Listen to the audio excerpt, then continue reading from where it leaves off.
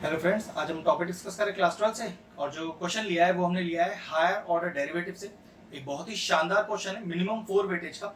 और कह सकते हैं कि हायर ऑर्डर में इससे ज्यादा टफ क्वेश्चन आपको नहीं मिलेगा, लेकिन एक बहुत ही शानदार क्वेश्चन है। चलिए ट्रिक देखते हैं। अब क्योंकि x इज इक्वल टू दिया है थीटा की रेस्पेक्ट में, y इज इक्वल टू दिया है थीटा की रेस्पेक्ट में, और कह रहा है कि at theta equal to pi by 2 double derivative, जिसको y डबल डैश लिखा हुआ है, 1/a प्रूव करना है। पहले आप क्या करोगे, dx अपॉन डी थीटा निकालोगे, dy अपॉन डी थीटा निकालोगे, और तब क्वेश्चन को आगे सॉल्व करोगे। तो चलिए क्वेश्चन को स्टार्ट करते हैं धीरे धीरे। सबसे पहले यहां पर हम निकालते हैं dx अपॉन डी थीटा। तो a कांस्टेंट है, वो तो बाहर हो जाएगा।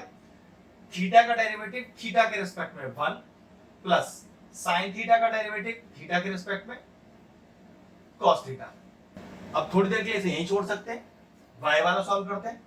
तो dy बाय डी थीटा कितना आएगा, a कांस्टेंट बाहर हो गया, 1 का डेरिवेटिव 0 माइनस cos थीटा का डेरिवेटिव माइनस sin थीटा, एक माइनस पहले से लगा हुआ है तो प्लस का sin थीटा। ठीक है, तो dx अपॉन डी थीटा आ गया, dy अपॉन डी थीटा आ गया। अब हमें निकालना क्या है, याद रखना y डबल डैश निकालना है। तो उसके लिए पहले आपको निकालना पड़ेगा dy बाय dx, या आप कह सकते हो कि आपको निकालना पड़ेगा y सिंगल डैश। अब dy बाय dx को लिख क्या सकते हैं, ध्यान से देखिए, dy by D theta upon dx by D theta. भाई अगर इसमें डी थीटा कैंसिल आउट हो जाएगा तो dy बाय dx ही तो बचेगा, बिल्कुल। तो y डैश या फिर dy बाय dx कुछ भी लिख सकते हैं। What is dy by D theta, ये रहा, that is a sin theta whole upon dx by D theta, a 1 plus cos theta. वैसे इस क्वेश्चन को मैं यहीं भी सॉल्व कर सकता हूं, लेकिन यहां पर ट्रिग्नोमेट्री की एक छोटी सी आइडेंटिटी लग रही है, न्यूमरेटर और डिनोमिनेटर दोनों में। ऐसा नहीं है कि उस आइडेंटिटी को लगाए बिना क्वेश्चन सॉल्व नहीं हो सकता, लेकिन लगाने पर क्वेश्चन बहुत आसान हो जाएगा और आपको ये सारे ट्विस्ट एंड टर्न्स इस क्वेश्चन में करने आने भी चाहिए। ठीक है, देखो जरा। तो y डैश, जिसको हम बोलते हैं dy बाय dx, डेरिवेटिव नहीं कर रहे, पहले इसको सॉल्व करेंगे। तो a से a तो पहले चला गया। अब sin थीटा को लिख सकते हैं ट्रिग्नोमेट्रिक फॉर्म में, फॉर्मूला होता है 2 sin theta by 2 cos theta by 2। और what is 1 plus cos theta, इसका डायरेक्ट फॉर्मूला है कि 2 cos स्क्वायर थीटा बाय 2। तो मैं cos स्क्वायर ना लिखकर दो separate time cos theta by 2 लिख रहा हूं। देखो 2 से 2 चला गया, cos थीटा बाय 2 से cos थीटा बाय 2 चला गया। तो हमारे पास ये जो y डैश है, जिसको हम बार बार dy बाय dx बोल रहे हैं, कितना आ गया, sin upon cos is tan, ये आ गया tan थीटा बाय 2। अब जो ट्विस्ट यहां से समझने वाला ये है, dy बाय dx लिखा है मैंने, x की रेस्पेक्ट में डेरिवेटिव कर रहा हूं, लेकिन याद रखो अब क्वेश्चन में थीटा आ गया है, मतलब यहां पर x का टर्म मौजूद ही नहीं है। तो याद रखना, जब x का टर्म मौजूद ना हो और x की रेस्पेक्ट में ही कर रहे हो, तो जिस एंगल को डेरिवेटिव कर रहे हो उसका सेपरेट डेरिवेटिव होगा जिस समय डेरिवेटिव में कर रहा हूं। चलो बताता हूं कैसे। तो आप करते हैं डबल डेरिवेटिव। तो मैंने इसको लिखा y double dash, dy by dx को क्या लिखूंगा, मैं लिखूंगा d square y upon dx square. अब आप ये डालो या ये डालो, एक ही बात होता है। तो tan थीटा बाय 2, मतलब tan थीटा का डेरिवेटिव वो होता है sec स्क्वायर थीटा।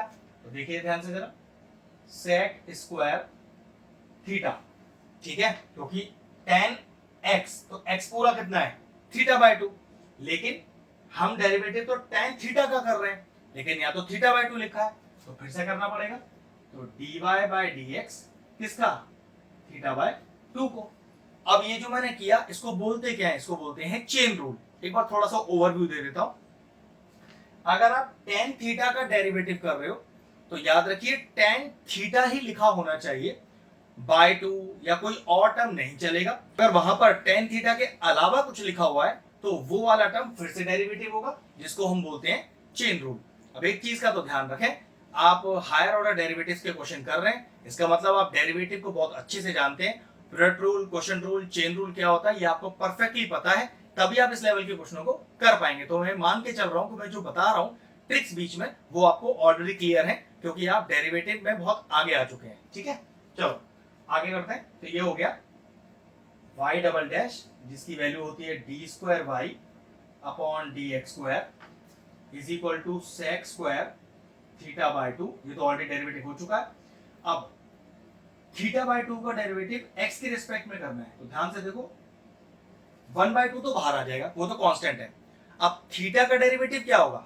थीटा का डेरिवेटिव होगा, क्योंकि वो एक्स के रिस्पेक्ट में हो रहा है, D theta by D x. ये वो स्टेप है जो यहां समझने वाला था, इसलिए मैं कह रहा था आपसे कि one of the most important question है या one of the toughest question है ये हायर ऑर्डर डेरिवेटिव के अंदर। फिर समझ लीजिए, थीटा का डेरिवेटिव एक्स की रेस्पेक्ट में होगा D theta by D x. इसका मतलब यह है कि ये वैल्यू मुझे यहां नोन होनी चाहिए। D theta by D X तो नहीं है, D x by D theta तो है, तो बस इस वैल्यू को मैं वहां इंसर्ट कर दूंगा और बात बन जाएगी। लेकिन देखो कैसे, तो y double dash is equal to d square Y upon D x square is equal to sec square theta by 2 into 1/2। अब d theta by D x चाहिए, मेरे पास d x by D theta है, तो reverse कर देता हूं और वैल्यू इंटू कर देता हूं, तो इंटू 1 अपॉन क्या लिखूंगा, ए ब्रैकेट में 1 प्लस cos थीटा। चलिए अगला स्टेप जरा प्रॉपर्ली सही से लिख देता हूं उसको मैं। तो y डबल डैश, अब ये वाला टर्म नहीं लिख रहा क्योंकि अब जरूरत नहीं है, क्योंकि ऑलरेडी मैं डबल डेरिवेटिव निकाल चुका हूं, is equal to sec square theta by 2 into 1 upon 2a 1 plus cos theta. लेकिन क्वेश्चन कह रहा है कि डबल डेरिवेटिव 1/a आना तो चाहिए, लेकिन कब आना चाहिए, जब थीटा की वैल्यू पाई बाय 2 आप इंसर्ट कर दो। तो ठीक है, थीटा की वैल्यू पाई बाय 2 इंसर्ट कर देते हैं। तो लिखने का तरीका y double dash when theta is equal to pi by 2, तो जहां जहां थीटा दिख रहा है वहां हर जगह पाई बाय 2 डाल दीजिए।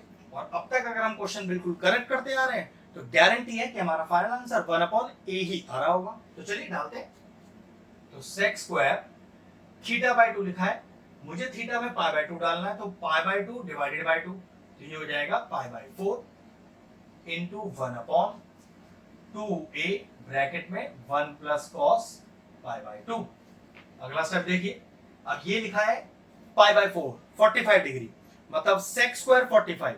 तो चेक करो सेक स्क्वायर 45 की वैल्यू क्या होती है, वो cos 45 की रिवर्स होती है। cos 45 का वैल्यू होता है 1/√2, तो सेक का वैल्यू क्या हो जाएगा, √2। स्क्वायर लग रहा है, आप भी लगा देना, तो √2 का होल स्क्वायर 1 अपॉन 2a बाहर हो गया। And what is cos 90? cos 90 is 0, तो what is 1 plus 0? That is equal to 1। कितना आ गया, ऊपर आ गया आपके पास √2 का स्क्वायर जो कि होता है 2, नीचे लिखा है 2 है, फिर 2 से 2 चला गया, और फाइनल आंसर कितना आ गया, हमारा जो डबल डेरिवेटिव है जब थीटा पाई बाय 2 है, हमारा आंसर आया 1/a। ये लीजिए परफेक्टली क्वेश्चन सॉल्व हो गया। जिस तरह के नियम और ट्रिक्स मैंने आपको याद रखने के लिए बोले हैं, उन्हें थोड़ा ध्यान रखिए, अच्छे से प्रैक्टिस कीजिए, अदरवाइज इस तरह के क्वेश्चन में आपको कोई दिक्कत आएगा ही नहीं। बस क्वेश्चन फिनिश हुआ, वीडियो फिनिश करते हैं। अगर आपको हमारे वीडियोस पसंद आ रहे हैं और इन्फॉर्मेटिव लग रहे हैं, तो आप हमारे चैनल की प्लेलिस्ट में जाकर आपको किसी भी चैप्टर में किसी भी क्वेश्चन का डाउट है, उसका डेडिकेटेड वीडियो आपको मिल जाएगा। तकरीबन सारे इंपॉर्टेंट क्वेश्चंस के वीडियोस आपको हमारे चैनल पे मिल जाएंगे, आप जाके उन्हें चेक कर सकते हैं।